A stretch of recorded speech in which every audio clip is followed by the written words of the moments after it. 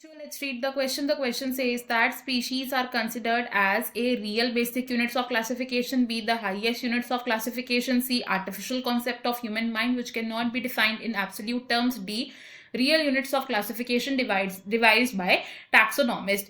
Question में हमसे species के बारे में पूछा गया है, तो इस क्वेश्चन में हमारा जो की कॉन्सेप्ट यूज होगा that will be taxonomic hierarchy. Taxonomic hierarchy. तो ड्यूरिंग क्लासिफिकेशन ऑफ ऑर्गेनिजम्स हर ऑर्गेनिज्म को असाइन किया जाता है एक पर्टिकुलर टैक्सोनॉमिक रैंक या टैक्सोनॉमिक कैटेगरी. ईच ऑर्गेनिज्म को क्या असाइन किया जाता है? अ टैक्सोनॉमिक रैंक या टैक्सोनॉमिक कैटेगरी.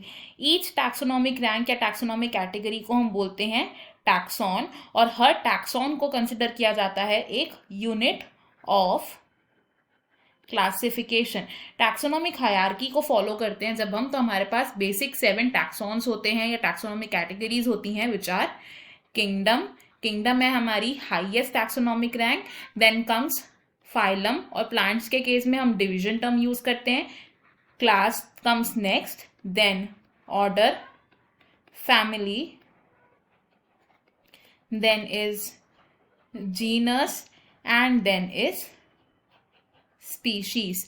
तो अगर हम इस हायरार्की में देखें तो किंगडम क्या है? It is the highest taxonomic rank and species को कंसिडर किया जाता है as the lowest taxonomic rank. Species group की अगर हम बात करें तो एक स्पीशीज में इंक्लूड होते हैं वो organisms which possess fundamental similarities among them.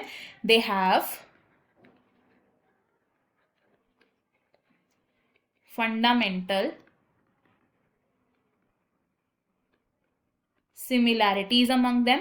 And एक स्पीशीज के मेंबर्स क्या कर सकते हैं? They are capable of interbreeding, या आपस में इंटरब्रीड भी कर सकते हैं, जिनकी वजह से स्पीशीज को क्या कंसिडर किया जाता है? एक स्पीशीज को माना जाता है एक real basic unit of classification. तो अगर हम अपने ऑप्शंस देखें, ऑप्शन ए हमारा यहाँ पर करेक्ट है, ऑप्शन बी रॉन्ग है because highest units of classification kingdom है, option C and option D भी रॉन्ग होंगे.